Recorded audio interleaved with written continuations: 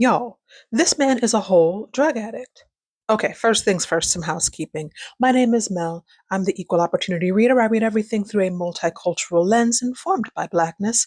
Second thing second, please ignore this. I had a minor procedure done at the dermatologist today, and imagine my surprise when I realized that even in our good year of 2026, they don't make medical bandages in Black people colors. You can get them, but you have to order them. And I didn't know I had to order them before I went to the dermatologist, so I'm going to look like this until my Negro shade bandages come in.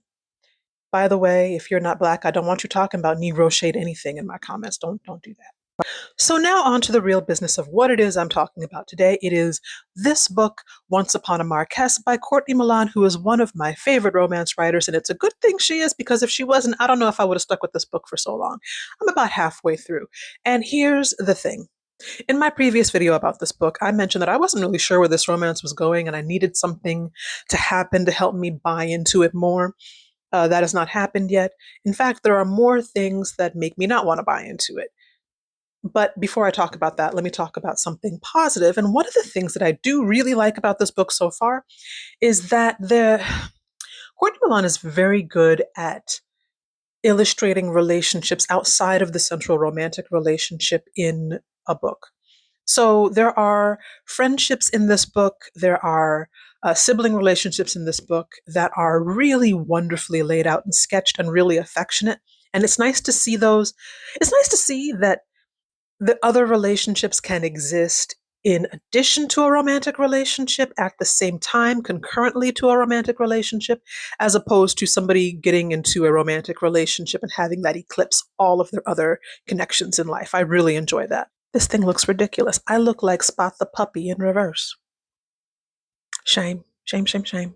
But despite all of the other relationships in this being really well laid out, and despite the fact that the banter between the main couple, the Marquess, and our main woman. By the way, I made a mistake. A Marquess is a man, not a woman. I guess I assumed that Marquess was a feminine title. It's not. He is the Marquess. She is poor and crusty and desperately in need of his help and his money. But also, he's responsible for directly causing the death of her father and the exile of her brother. And yet, somehow, she's still trying to fall in love with him. They have some sort of deep connection that goes to their early years.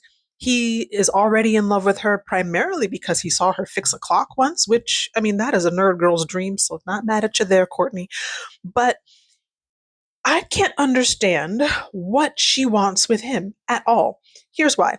Not only is he, like I said, responsible for the death and or exile of her family members and therefore also directly responsible for her resulting poverty, he's also a laudanum addict.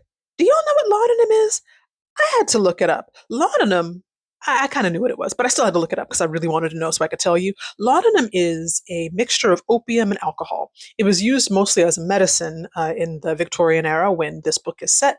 But this man is addicted to laudanum. He's not actively using laudanum. He's basically a sober addict. And while there's nothing wrong with that, I don't know how this is going to work in this relationship because he has all of these skeletons in his closet and he's responsible for these horrible things in her life.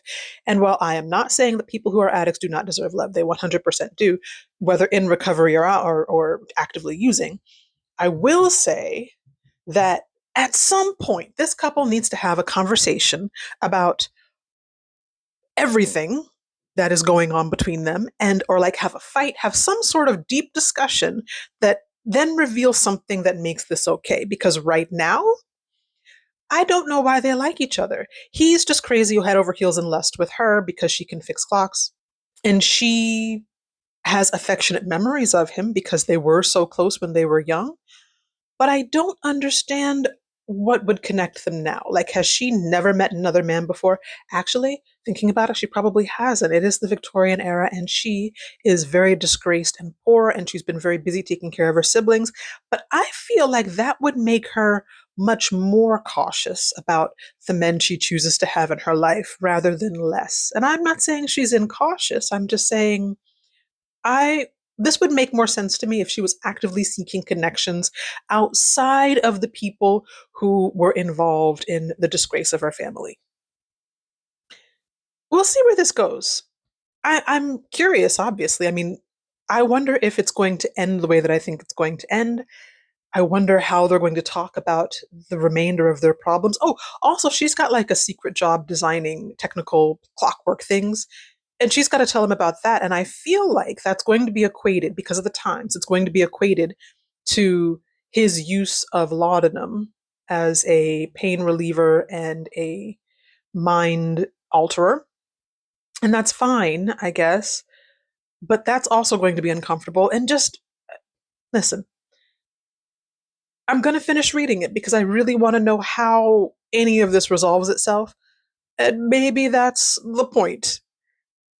But even so, I don't know if I'm going to like this book when I finish it. I just know that I'm in it now. I'm going to keep going. Anyway, peace. Go read something good.